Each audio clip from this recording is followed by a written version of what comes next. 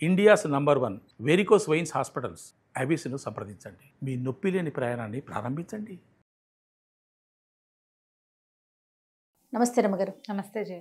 రమ్మగారు, ఏదైనా ఒక చిన్న సిరీస్ చెప్పుకుందామండి. 2 భాగాల సిరీస్ చెప్తామా? ఇది చందమామ కథే. పురాతనమైన గాథల్లో నుంచి తీసుకుని ఉంటారు బహుశా. బాగుంటుంది. ఆధ్యాత్మిక కథ కాదు కాదు, దురాశ దుఃఖానికి చేయటం. ఓకే. సామాజికమైన కథ అనే చెప్పాలి. కాకపోతే ఈ కథలో చెప్పిన అంశాలు మాత్రం పురాతన కాలం నాటి. ఓకే. పూర్వం అట విప్రకూటం అని ఒక గ్రామం ఉండేది. అందులో ఒక పండితుడైన బ్రాహ్మణుడు ఉండేవాడు. ఆయనకు ఒక కూతురు, వీళ్ళ పేరు సావిత్రి, చక్కటిది. ఈయనకి శరభుడు కరభుడు అని 2 శిష్యులు ఉండేవాళ్ళు. చాలామంది శిష్యుల్లో వీళ్ళేం పెద్ద చదువు అంటేది కాదు. ఎలాగైనా తెలివితేటలతో డబ్బు సంపాదించి ధనవంతులు అవ్వాలని ఒక కోరిక ఉండేది పాపం వాళ్ళకి. అయితే ఏమైందట, ఒకనాడు ఒక బ్రాహ్మణ ఆయన, ఒక కొంచెం వృద్ధుడు ఒక ఆయన వీళ్ళ ఈ వాకిట్లోకి వచ్చాడు. వాకిట్లో పిల్లని చూసి ఆగాడు సావిత్రిని. ఆగేసరికి పిల్ల లోపలికి వెళ్ళి వాళ్ళ నాన్నగారికి చెప్పింది, నాన్న ఎవరో వచ్చారు వాకిట్లో నుంచున్నారంటే ఆయన బయటకు వచ్చి ఈయన వృద్ధుడుగా ఉన్న ఆయన్ని చూసి, అయ్యా రండి, ఏ ఊరు, ఈ పూటకు మా ఇంట్లో విశ్రాంతి తీసుకోండి. ఆ రోజులు ఆ కాలం ఎలాంటిది, 100-150 ఏళ్ల క్రితము ఇట్లా దారిపోయే వాళ్ళని కూడా పిలిచేవాడు, అతిథి అభ్యాగతి అనేవాళ్ళు. ఓకే. అతిథి అభ్యాగతులకి భోజనం పెట్టడం. ఈ పూట మా ఇంట్లో భోజనం చేయండి, ఎక్కడి నుంచి బయలుదేరారు, ఏమిటి అని కనుక్కున్నాడు. కనుక్కుంటే ఆయన పేరు కామగ్రీవుడు, వచ్చిన ఆయన పేరు. అయితే ఆయన, నేను కాశీ నుంచి వస్తున్నాను, స్వగ్రామం వైపు వెళ్తున్నాను అని చెప్పి, సరే ఆ పూట వాళ్ళ ఇంట్లో స్నానం చేసి భోజనాన్ని కూర్చొని చక్కగా శుభ్రంగా భోజనం చేశాక, ఆ చిన్నపిల్ల 10 ఏళ్ళు ఉన్నాయి ఆ సావిత్రికి, కూర నార అందించింది వంట చేసేటప్పుడు. వాళ్ళ అమ్మ భోజనం చేసేటప్పుడు నెయ్యి పెరుగు పట్టుకొచ్చింది. పిల్ల అటు ఇటు తిరుగుతుంటే చూస్తున్నాడు ఆయన. సరే ఏమైంది, భోజనం అయ్యి విశ్రాంతిగా తమలపాకులు వేసుకోవడానికి వాకిట్లో కూర్చున్నప్పుడు, మీతో ఒక విషయం రహస్యంగా మాట్లాడాలి, ఒక పక్కకి రండి అన్నాడు. ఆ ఇంటి ఆయన, ఆ పిల్ల సావిత్రి వాళ్ళ తండ్రి ఆ పండితుడు వచ్చి శిష్యులను పంపించేసి ఈ కామగ్రీవుడి దగ్గర కూర్చున్నారు. కూర్చుంటే కానీ వీళ్ళిద్దరూ, శరభుడు కరభుడు, ఏమిటి ఎవ్వరూ ఎప్పుడు రహస్యాలు మాట్లాడరే మన గురువుగారితోటి, ఏనాడు జరగదు, ఏమిటో ఆ రహస్యం విందామని గుమ్మం పక్కనే పొంచి కూర్చున్నారు. మిగిలిన శిష్యులంతా పోయారు, వీళ్ళిద్దరు మాత్రం నుంచున్నారు.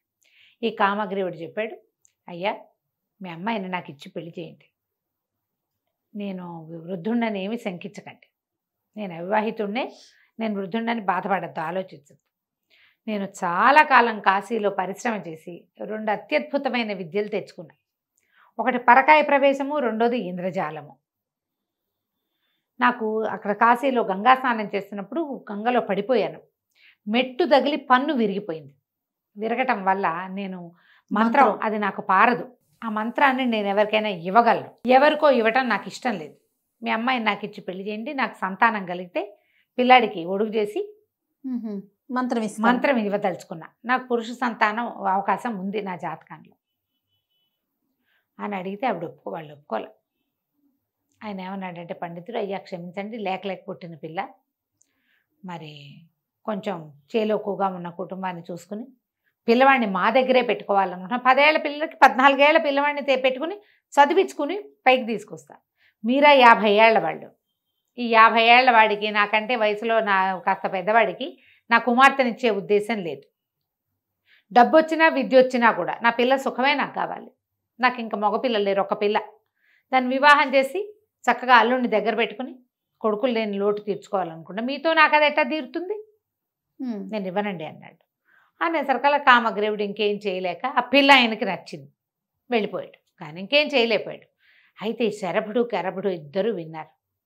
పిల్ల నుంచి పెళ్లి చెప్పితే పీడాపోయిరి, ఈ ఇంద్రజాల విద్య, పరకాయ ప్రవేశ విద్య మనకెక్కడి నుంచి వస్తాయి, అవి చెప్పగలిగే వాళ్ళు లేరు, వాటితో ఎంత డబ్బైనా సంపాదించుకోవచ్చు అని చెప్పి గురువుగారికి టాటా బై బై చెప్పేసి, ఇక విద్యాభ్యాసం లేదు, ఏమీ లేదు, ఈ ముసలాయన వెనకాల తిరిగి అవి కనుక సంపాదిస్తే చక్కగా సంపాదించుకోవచ్చు, బాగా సెటిల్ అవ్వచ్చు అని భావించి ఆయన వెనకాల పడి వెళ్ళారు. ఆ కామగ్రీవుడి వెనకాల ఆయన ఊరు దాటే సమయానికి ఆయన్ని కలుసుకున్నారు. ఆయన ముసలాయన నిదానంగా నడుచుకుంటూ పోతాడు. 50 దాటిన ఆయన, వీళ్ళేంది 20లో ఉన్నవాళ్ళు. ఆగమేఘాల మీద పట్టుకున్నారు. అయ్యో మీకు ఎంత కష్టం వచ్చిందండి అన్నారు. మీరు వెళ్ళిపోయాక మా గురువుగారు గురువమ్మగారు పోట్లాడుకున్నారు. గురువుగారికి ఇష్టం లేదు కానీ గురువమ్మగారికి అయ్యో మంచి సంబంధం పోగొట్టారని కాల్ పెట్టింది. మీరేమో వచ్చేసారు కదా, సరే మాకు కూడా బాధేసిందండి, మీలాంటి అత్యద్భుతమైన వ్యక్తికి పిల్లనివ్వకపోవటం ఏంటి మా గురువుగారు, అదే మా కాస్తలో తప్పిపోయిన బావగారు మీరు, మేము మీతో పాటే ఉంటాం, మీకు ఏదైనా పిల్లని చూసి పెళ్లి చేస్తామండి, మమ్మల్ని మీతో ఉంచుకోండి అన్నారు. అనేసరికి సరేనన్నాడు. రకరకాల ఊళ్ళల్లో తిరిగారు. ఏ ఊళ్ళో అయినా ఆయన ఎవరి పిల్లలనైనా చూసి పిల్లని చేసుకుందాం అనుకున్నప్పుడు వీళ్ళు సరే అని ఆయన ఎంకరేజ్ చేస్తూనే అటు వాళ్ళ దగ్గరికి వెళ్ళి నేను నెలలో బతకడండి, వద్దండి, అలా విద్యలు కాసిపడి పిల్లల్ని పాడు చేసుకోకండి అని పెళ్లి చెడగొట్టేసేవారు. ఒక 6-7 సంవత్సరాలు పట్టింది ఇట్లా.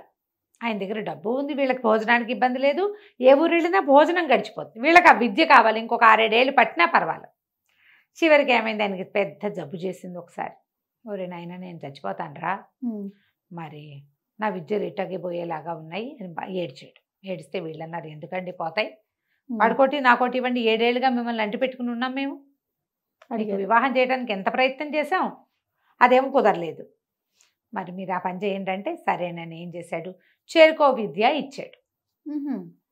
ఆ ఉపదేశం అది ఎట్లా, ఒకసారి ఉపదేశం చేశామంటే ఇక మనకు ఉండదు, విద్య ఇవ్వటమే, ఇచ్చేయటం. మామూలు విద్యలు స్పెషల్ కదా, అదేలేండి, స్పెషల్ అవ్వటం వల్ల మళ్ళీ ఆ విద్య వాళ్ళకు కూడా ఉండాలి అంటే చాలా సాధన కావాలి దానికి. ఈ కామగ్రీవుడు తెచ్చుకున్న చోట ఎక్కడి నుంచి తెచ్చాడో ఆ గురువు ఏదో మహామాంత్రికుడు, ఇతనికి ఇచ్చిన వాళ్ళకి పోలా, ఈయనకి అంత లేదు, ఈయన 7 ఏళ్ళుగా ఏమైంది ఉపాసన ఏం లేదు, విద్యలు ఉన్నాయని తిరుగుతున్నాడు. ఆ విద్య తనకు కూడా ఉంచుకునే ప్రయత్నం ఆయన చేయాల, అది ఎట్లాగో శిష్యులకి చెప్పలేకపోయాడు. చేరుకో విద్య తీసుకున్నారు. అక్కడి నుంచి ఇద్దరు కలిసి బయలుదేరారు. బయలుదేరి ఏదో ఒక రాజును ఆశ్రయించి ఇది చేయాలనుకున్నారు. ఒక ఊరు వెళ్ళేసరికల్లా ఏమైంది, రాజుగారికి జబ్బు చేసిందని చెప్పారు. చెప్పంగానే ఇందులో ఏంటి, కరపుడు శరభుడు కదా, శరభుడికేమో ఈ విద్య వచ్చింది, పరకాయ ప్రవేశం, కరభుడికేమో ఇంద్రజాలం వచ్చింది, శరభ కరభ. ఈ శరభుడు కరభుడు కనిపించింది, అయ్యి బాబోయ్ ఇప్పుడు ఆ రాజుగారు కనుక చచ్చిపోయాడంటే వీడెళ్ళి బడబ శరీరంలో దూరిపోతాడు, రాజు అయిపోతాడేమో, వాళ్ళల్లో వాళ్ళకే అలా అనిపిస్తుంది. రాజు అయిపోవచ్చు, అవకాశం ఉంది, రాజు అయిపోయేందుకు అవకాశం ఉంది. కానీ ఏమైంది, ఇంతలో జబ్బు తగ్గిపోయింది అన్నారు రాజుకి. వాడికి వచ్చేస్తుందని వీడేడ్చాడు, ఇప్పుడు వీడికి వచ్చిందని వాడు ఏడుస్తాడనమాట. అక్కడి నుంచి రాజుగారు అనారోగ్యం తగ్గగానే రాజుగారికి కొంచెం ఆహ్లాదాన్ని కలిగించాలి కదా, ఆయన ఓపిక లేదు, మంచాన్ని పడి ఉన్నాడు, జ్వరం తగ్గింది, ప్రాణాపాయం తప్పింది. కానీ ఈ కరపుడు అక్కడికి వెళ్ళి చక్కగా తన విద్యలన్నీ ప్రదర్శించి ఇంద్రజాలం రాజుగారి దగ్గర నుంచి ఎన్ని బహుమతులో తీసుకున్నాడు. రాజు కొద్ది రోజులు నా దగ్గరే ఉండమనగానే 2వ బడి కొళ్ళు మండిపోయింది, ఈ పరకాయ ప్రవేశం బడికి. సరే నేను ఇక్కడే ఉండి ఏం చేస్తాను, బహుమతులన్నీ వాడు తెచ్చుకుంటుంటే వాడు హాయిగా ఉంటాడు అని చెప్పి స్నేహితుడి మీద కుళ్ళుతోటి వేరే రాజ్యానికి వెళ్ళిపోయాడు. ఎన్నాళ్ళో ఈ ఇంద్రజాలం వాడు ఈ రాజుగారి దగ్గర ఉండి కొంతకాలం అయిన తర్వాత ఇంక ఈ ఊళ్ళో అలవాటు అయిపోయింది, కొత్త విద్యలు రావు, ఏవో కొన్ని రకాలే చేయగలుగుతారు. సరే తను కూడా బయలుదేరి వెళ్ళాడు. ఈ మొదట వెళ్ళిన పరకాయ ప్రవేశ విద్య వాడు ఉన్నాడు కదా, వాడు ముందుకెళ్ళాక వాడు వెళ్ళిన రోజున రాజు మరణించాడు ఆ రాజ్యంలో. మరణించంగానే ఇతను ఏం చేశాడు, తెలుసుకుని రాజుగారిని తీసుకొస్తారు ఇంకా కాసేపట్లో, వాడికి అవన్నీ కడతారు, కట్లు సవారీ గట్టి తీసుకొస్తారు అని చెప్పి తెలిసే లోపల ఇతను ఏం చేశాడంటే చితి పేర్చుకుని దాని మీద పడుకుని తన శరీరాన్ని తగలబెట్టేసి ఆత్మతోటి వచ్చి రాజుగారి శరీరంలో పరకాయ ప్రవేశ విద్యతో వచ్చేసాడు. రాజు చచ్చిపోయాడు అనుకున్న రాజు మొత్తం 10 మంది వైద్యులు సర్టిఫై చేశారు, చచ్చిపోయాడు అయిపోయిందని లేచి కూర్చున్నాడు. మరి ఇతను వచ్చేసాడు కదా, లేచి కూర్చునేసరికి వాళ్ళు అందరూ ఆశ్చర్యపోయారు. అది ఎప్పుడు జరిగింది, రాజుగారి మరణం ముందు రోజు సాయంకాలం జరిగింది. మర్నాడు ఉదయానికి ఈయన్ని కదిపే సమయానికి వాళ్ళ ఆచార ప్రకారం రాణిగారి సువాసన చిహ్నాలన్నీ తీయించేశారు. ఆవిడ బోసిగా ఉండిపోయింది. మొదట ఈయన రాణి దగ్గరికి వెళ్ళాల, ఇతను ఏదో ప్రవర్తన విపరీతంగా ఉంది, రాజుకి ఏదో వెకిలి ప్రవర్తన వచ్చింది అనుకున్నాడు. చచ్చిబతికితే హుందాతనం రావాల్సింది పోయి వీడికేంటి వెకిలితనం వచ్చింది ఈ రాజుగారికి అనిపించింది. వెకిలిగా అయ్యాడు, ఏదో ధోరణి. ఎందుకంటే ఈ విద్యలు నేర్చుకున్నవాడు ఎవడు, ఒక బ్రాహ్మణ యువకుడు, అది కూడా పరమ నిరుపేదవాడు, నిరుపేద, చిన్న జీవితం, రాచరికపు జీవితంలో ఎలా ఉండాలో ఏమిటో ఏమీ తెలియదు, ఎలా తినాలో కూడా తెలియదు. వాళ్ళ తిండి వేరు, ఇతని తిండి వేరు. అలా అక్కడికి ఒక ఆయన వెనకాల పడి 7 ఏళ్ల పాటు తిరిగి ఆ ఊళ్ళో ఈ ఊళ్ళో ఎవరింట్లో పడితే వాళ్ళ ఇంట్లో తిని వండుకు తిని కొద్దిపాటి ఆహారానికి అలవాటు పడి ఉన్నవాడు. ఉమ్. ఈ చచ్చిపోయిన రాజుగారేమో భోజన ప్రియుడు. అన్ని పద్ధతులు వేరు కదా. పట్టుబడిపోతే రాణిగారికి ఏదో డౌట్ వచ్చింది. క్రమంగా ఈ రాజు ఏం చేశాడు, రాజు వేషంలో ఉన్నవాడు. మిగిలిన వాళ్ళు ఎవరికి నచ్చట్లేదు, కానీ బతికున్న రాజుని ఏం కాదని అంటారు. ఎట్టగొట్ట రాచరికం నడుస్తుండేది. రాణిగారి దగ్గరికి వస్తున్నానని కబురు పెట్టాడు. నెల తిరిగేసరికి ఆవిడ, నేను విధవని, వీడెవడో నాకు తెలీదు, నా దగ్గర రావడానికి వీల్లేదు, అంతఃపురంలో అడుగు పెట్టేందుకు కుదరదు అని చెప్పేసి ఆవిడ సువాసన చిహ్నం ఏది ధరించేది కాదు. సరే, ఈయనేమనుకున్నాడు, రాజు వేషంలో ఉన్నవాడు, ఉన్న పరకాయ ప్రవేశ విద్యవాడు, పెళ్లి చేసుకుందాం మనం, అది సెటిల్ అయిపోయాం, పెళ్లి చేసుకోవాలి, ఇంకొకరినా ఎవరినో పెళ్లి చేసుకుందాం అనుకున్నాడు. ఒక అమ్మాయిని ఎవరినైనా పెళ్లి చేసుకుందామన్న ఊహ మొదలుపెట్టాడు. మొదలుపెట్టేసరికల్లా ఈ రాజుగారి వ్యవహారాలు అన్నీ చూస్తూ వింత వింతగా చెప్పుకుంటున్నారు. ఈ లోపల అక్కడ ఉన్నాడు కదా ఇంద్రజాలం వాడు అనుకోకుండా ఆ రాజుగారి దగ్గర అన్ని విద్యలు అయిపోయినాయి కాబట్టి బయలుదేరి తీరి వస్తూ ఈ రాజ్యంలోకి ప్రవేశించి ఎవరింట్లోనే ఆశ్రయం దొరుకుతుందేమో అని చూసి శంతనుడనే ఒక పురోహితుడి ఇంట్లో ఆశ్రయాన్ని పొందాడు. ఆ శంతనుడు రాజపురోహితుడు.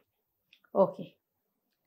అప్పుడు అతను ఏం చెప్పాడంటే, రాజు చచ్చి బతికాడయ్యా మా రాజు, ఓ పూట 2 పూటలు మాట్లాడుకున్నాక మామూలుగా నీదే ఊరు, ఏం విద్య మాట్లాడుకుంటారు, తర్వాత ఏమొస్తాయి, మా ఊరు, మా రాజరికం, మా ప్రభుత్వం గురించి మాట్లాడతాం. మాట్లాడినప్పుడు చచ్చి బతికాడు, చావకముందు ఆయన చాలా హుందా అయిన మనిషి, రాణిగారు అంటే పంచప్రాణాలు, ఆయన ఏకపత్ని వ్రతులని చెప్పుకునే వాళ్ళము, ఎంతమందో మేనమా కూతుళ్ళు వాళ్ళు పిల్లల్ని ఇస్తాం 2వ భార్యగా అని చెప్పిన ఒప్పుకోలా. మరి బతికిన తర్వాత ఏంటో ఒక వెహిల్తనం వచ్చింది అతనికి, మరి ఇప్పుడు పెళ్లి చేసుకుంటాను అంటున్నాడు, ఈ పిల్లని చూడమంటున్నాడు నన్ను అని చెప్పాడు. చెప్పంగానే ఇతనికి డౌట్ వచ్చింది, వీడు కానీ మన ఫ్రెండ్ ఏమో, రాజుగారి శరీరంలో దూరేశాడు, మరి ఇప్పుడు ఏం చెయ్యాలి అని ఆలోచించి, అన్న ఓ పని చేద్దాం, మన దగ్గర అద్భుతమైన విద్య ఒకటి ఉంది, నువ్వేం చేస్తావంటే, ఈ రాజు నిజం రాజు అవునో కాదో నేను కనిపెడతా, నా స్నేహితుడు ఒక ఊరపరిచేస్తుందని నాకు అనుమానంగా ఉంది, ఎవడో పరకాయ ప్రవేశ విద్యతో రాజు శరీరంలో ప్రవేశపెట్టారు, మరి నువ్వేం చేస్తావంటే, రాజుగారికి ఊరికి ఉత్తరంగా ఒక అద్భుతమైన వనం ఉందని, అందులో ఒక మహాసౌందర్యవతి అయిన అమ్మాయి యువతి ఉందని చెప్పు, నేను నా ఇంద్రజాలంతో అది పన్నుతాను అదంతా అంటే. సరే, శంతనుడు ఏం చేశాడు, కుర్రాడే అతను కూడా, పెద్దవాడేం కాదు, వీళ్ళిద్దరు దగ్గర వయసు వాళ్ళు, రాజుగారి దగ్గరికి వెళ్ళి, మీకోసం ఒక అమ్మాయిని చూశానండి, ఆవిడ మనకు ఉత్తరంగా దిక్కులో ఉన్నటువంటి ఉద్యానవనంలో ఉందండి, చూద్దురుగాని రండి అన్నాడు. అనేసరికి ఈయన అప్పుడు పెళ్లి చేసేసుకోవాలని ఉత్సాహం వచ్చేసింది, రాణిగారితో సాగేలాగా లేదు, అందుకని ఇతను బయలుదేరాడు. రాజుగారు ఒక గుర్రం వేసుకుని ఆ శంతనుడితో పాటు వెళ్ళాడు. వెళ్తే ఏముంది, ఊరికి ఉత్తరంగా అద్భుతమైన ఉద్యానవనం, అందులో మహాసౌందర్యవతి అయిన ఒక స్త్రీ ఉంది. అది ఎంత ఇంద్రజాల మహత్యం, పాతకాలపు ఇంద్రజాలాలు అట్లాగే ఉండేవన్నీ ఉన్నట్టు చూపిస్తుంది, ఏముండదు అక్కడ. ఈయన వెళ్ళి ఆ అమ్మాయితోటి మాట్లాడాలనుకున్నాడు, ఆవిడ వెనకాల తిరిగాడు. ఎంతలో ఏమైంది, ఏదో చిన్నది కాలికి ఏదో అడ్డం పడి ముందుకు పడ్డాడు. ఆ కనికట్టు అంటారు కదా, కదలికి వచ్చేసరికి పోయింది, ఏమీ లేదు అక్కడ, ఏం కనపడిపోయేసరికి ఇదేమిటి ఏమీ లేదు అని ఉలిక్కిపడ్డాడు. శంతనుడు ఏం చేశాడు, చటుకొని పట్టుకుని రెక్కలు పట్టుకుని, కాదండి మనం చూసొచ్చాం కదా ఉత్తరంలో ఉద్యానవనంలో ఆవిడ్ని, మరి మీకు ఆవిడ చాలా నచ్చింది, మీరు వివాహం చేసుకుంటానన్నారు, మరి మనం ఇంటి దారి పడుతూ ఉండగా మీకేమిటో కొంచెం తల తిరిగిందండి, ఇప్పుడు స్పృహ వచ్చింది, మనం ఇంటికి వెళ్ళే దారిలో ఉన్నామండి అన్నాడు. తను ఎక్కడ చూశాడో అక్కడే ఉన్నానని అనుకోలా రాజు, తెలియలా వీరు చెప్పాడు కదా, తీసుకెళ్ళిన శంతనుడు పురోహితుడు, అతడు అందరూ అబద్ధం ఎందుకు చెప్తాడు అనుకుని, అమ్మాయిని పెళ్లి చేసుకుంటాను నేను, శంతన ఎలాగైనా నువ్వు ఆ పిల్లని ఇచ్చి నాకు పెళ్లి చేయాలని చకచక్క గుర్రం వేసుకుని ఇంటికి వెళ్ళిపోయి మంత్రుల్ని వాళ్ళని పిలిచి ఏమన్నాడంటే, ఊరికి ఉత్తరంగా మన ఉద్యానవనం ఉంది కదా, అందులో ఒక మహాసౌందర్యవతి ఉంది, దేవతా స్త్రీని చూసినట్టుగా చూడండి ఆవిడ్ని మీరు, ఆవిడకి అన్ని కావాల్సిన ఉపచారాలంటే వీళ్ళు తెలివారు, ఊరికి ఉత్తరంగా ఉన్నది శ్మశానం కదా, అక్కడ ఉద్యానవనం ఎక్కడుంది, అక్కడేం లేదండి అన్నారు. అనేసరికి రాజు హత్తేరి, నేను ఇప్పుడే నేను చూసొచ్చాను, శంతనుడు కూడా చూశాడు కావాలంటే ఓకే అని చెప్పేసరికి సరే, ఇంతలో ఏమైంది, ఆ 2వ వాడు ఉన్నాడు కదా ఇంద్రజాలం వాడు అన్నాడు, వాడు గుర్తుపట్టేశాడు, వీడు నా వాడే, మా ఫ్రెండే వీడు అని, వీడిని వదలగొడతాను, నాకేం బహుమతి ఇప్పిస్తామంటే రాణిగారి దగ్గర తీసుకెళ్తాను అన్నాడు. రాణిగారు ఏదో బహుమతి ఇస్తుందిగా, శంతనుడు ఇంద్రజాల కరభుడు ఇద్దరు కలిసి వెళ్ళారు. వెళ్ళేసరికల్లా ఆవిడకి చెప్పాడు, అమ్మా ఈ మన రాజుగారి శరీరంలో ఒకడెవడో దుష్టశక్తి ఒకడు ప్రవేశించాడు, వాడిని తను వదలగొడతానంటున్నాడు, మరి మీతో మాట్లాడతానంటే తీసుకొచ్చాననేసరికల్లా ఇంతలో ఏమైంది, యువరాణి కీర్తిసేన రాజుగారికి ఒక 16 సంవత్సరాల కూతురు, ఓకే. మహాద్భుత సౌందర్యవతి. ఆ పిల్ల కూడా వచ్చింది. ఈవిడ రాణిగారు చెప్పింది, అయినా నీకేం కావాలంటే అది ఇస్తాను నాయన, ముందు అతన్ని ముందు ఈ వ్యవహారం సంగతి తేల్చు, మరి అమ్మాయికి వివాహం చేసి అల్లుడిని రాజుని చేసుకుందాం, వివాహయోగ్యమైన వయసు వచ్చిందని పిల్లని పరిచయం చేస్తే ఈ ఇంద్రజాలం వాడికి అది యువరాణి మీదకి పోయింది మనసు. ఎంత బాగుందో, ఈ పిల్లని పెళ్లి చేసుకోవాలనిపించింది ఎలాగైనా సరే. ఇప్పుడు వీడికి ఇంద్రజాలం పన్ని ఎట్లా రాకుమార్తెను పెళ్లి చేసుకున్నాడు, ఏ రకంగా రాజు శరీరంలోంచి వాడిని పోగొట్టాడో మనం వచ్చే భాగంలో తెలుసుకుందాం. తప్పకుండా అండి. నమస్తే. నమస్తే. రమగారు, మనం దురాశ దుఃఖానికి చేటు సిరీస్ చెప్తా ఉన్నాం. అదే 2 భాగాలు అన్నారు, ఒకటి అయిపోయింది, సెకండ్ వర్షన్. యువరాణి కీర్తిసేనని పెళ్లి చేసుకోవాలని కోరుకున్నాడు కరభుడు. ఆవిడకి అమ్మాయి నచ్చింది. మరి అయితే ఏమనిపించింది, సరే శంతనుడికి చెప్పాడు, అన్న ఎట్లాగైనా యువరాణితో నాకు పెళ్లి చేయి, నా ఇంద్రజాల విద్య నీకు ఇచ్చేస్తా అనేసరికి ఇతనేమనుకున్నాడు, ఓహో సరే ఇది బాగుంది, మరి రాజుగారిని వదలగొడతామన్నా, రాజుగారిని వదిలిచ్చేస్తా, రాజు పాయింట్ అతనిలో నుంచి శరీరంలో నుంచి శరభుడిని తప్పించేస్తా, ఒకటి యువరాణి నుంచి నాకు పెళ్లి చెయ్యి, నా ఇంద్రజాల విద్య 100% నీకు ఇస్తాను. ఇది ఎందుకంటే ఒకడికి ఇస్తే వీడికి ఉండదు కదా, మన పాయింట్ అదేగా. అక్కడి నుంచి ఏం చేశాడు, సరే శంతనుడు అనుకున్నాడు, అరే ఇది చాలా బాగుంది, విద్య వస్తుంది మనకి, ఇంతకాలం కేవలం రాజును బాగు చేస్తాడు మాత్రమే అనుకున్నా, ఇప్పుడు విద్య కూడా వస్తే ఇంద్రజాల విద్యతో ఎన్ని టెక్నిక్లు అయినా చేస్తాడు. వాడు చూశాడు ఆల్రెడీ ఒక పెద్ద ఉద్యానవనం, అందులో ఒక అద్భుతమైన స్త్రీని సృష్టించాడు కరభుడు. అక్కడి నుంచి రాజుగారి దగ్గరికి వెళ్ళి, ప్రభు మరి మీకు మొన్న ఆ రోజు మన ఊరికి ఉత్తరంలో ఉన్న మహాద్భుత సౌందర్యవతిని చూసాం కదా, ఆ సౌందర్యవతిని మీరు పెళ్లి చేసుకోవాలంటే ఒక ఉపాయం ఉందండి, ఒకడున్నాడు, ఒక బ్రాహ్మణుడు మీకు ఆ స్త్రీని స్వాధీనం చేస్తానంటున్నాడు, కాకపోతే దానికి మీ అమ్మాయితో పెళ్లి కావాలంటున్నాడండి, మరి మీ అమ్మాయి నుంచి పెళ్లి చేద్దామా వాడికి అన్నాడు. అనగా నేను ఆలోచించుకుని అలాగే చేసి పారేద్దాం, ఏముంది పిల్లకెటాకు పెళ్లి చేయాలి, ఎవడైతే ఏమిటి, బ్రాహ్మడైతే ఏమిటి, క్షత్రియుడైతే ఏమిటి, పెళ్లి చేసేస్తే వాడు ఆ అందమైన స్త్రీని నాకు అప్పచెప్తాడు, ఎందుకంటే రాణిగారు ఒప్పుకోదు కాబట్టి. సరే నన్ను ఒప్పుకున్నాడు, తాంబూలాలు ఇచ్చేసాడు. ఈ వీళ్ళు విడిపోయి కొంతకాలం అయింది కదా, కరభుడు వీడి తన దగ్గరికి రాలంటే ఏమన్నాలి దాన్ని, మన ఈ పరకాయ ప్రవేశం వాడి దగ్గరికి ఇంద్రజాలం వాడు రాలా. ఓహో, పెళ్లి మాత్రం కుదుర్చుకున్నాడు, శంతనుడికే తాంబూలాలు ఇచ్చేసాడు. అమ్మాయి గారు పెళ్లి ఏర్పాట్లు చేయండి జాతీయ జనానికి చెప్పారు. చెప్పేసరికి రాణిగారికి తెలిసింది, ఏమిటి పిల్ల పెళ్లి చేస్తున్నారు, నాకు చెప్పరు, అసలు అది వాడెవడు అనేది శంతనుడికి కేకేసింది. ఏమిటో ఈ నాయన ఈ పెళ్ళి అంటున్నారు, ఏమిటి ఏం జరుగుతుందంటే చాలా దీనంగా అమ్మబట్టి, అమ్మ నన్ను క్షమించండి, ఏం చేయాలో తెలియలేదు, మన రాజుగారి శరీరంలోకి ప్రవేశించిన వాడు వాడిని పోగొడతానని కరభుడు అనేవాడు నాకు ఒత్తిడి చేసి ప్రామిస్ చేశాడమ్మా, పోగొట్టగలడు, దానికి అమ్మాయి గారితో వివాహం అడిగాడు, రాజు ఒప్పుకున్నాడు, రాజుకేమో వివాహం కావాలి, రాజుకేమో సౌందర్యవతి కావాలి, అందుకని ఈ పని చేశాను, ఈ పని అయ్యిందమ్మా అనగానే రాణిగారిది, అదేమిటో భలేవాడివి, పిల్లని నీకే ఇచ్చి పెళ్లి చేద్దును కాదు, వాడెవడో పై దేశం వాడికి ఎందుకు ఇస్తాను నేను, నీకైతే హాయిగా ఇద్దును కదా, నువ్వు ఓ పని చెయ్యి, పిల్లని నువ్వు చేసుకో, యువరాణిని పెళ్లి చేసుకోవడం అంటే ఈజీయా, అది దొరికితే ఎవరికైనా ఏం కావాలి, నువ్వు అమ్మాయి నువ్వు పెళ్లి చేసుకుంది కదా, నీకు ఇద్దామనుకున్నా, నువ్వు మంచివాడివి, పురోహితుడివి, ఎన్నాళ్ళ నుంచో మమ్మల్ని నమ్ముకునుండవు, ఈ రాజును నమ్ముకుంటే పిల్ల పెళ్ళవదు, నీకే ఇద్దామనుకున్నాను, ఎటాగొట్టా రాజుల నుంచి వాడిని వెడలగొట్టి పిల్లని పెళ్లి చేసుకో. ఓకే అనేసరికి వీడికి ఉత్సాహం వచ్చింది. అట్లాగేనమ్మా మీరు ఇంత మాట చెప్పారు, నాకు తెలియదండి, నేను వాడికి మాట ఇచ్చేసాను, సరే నేను ఏదో ఒకటి ఏర్పాటు చేసుకుంటానులేండి వాడితోటి అని చెప్పాడు.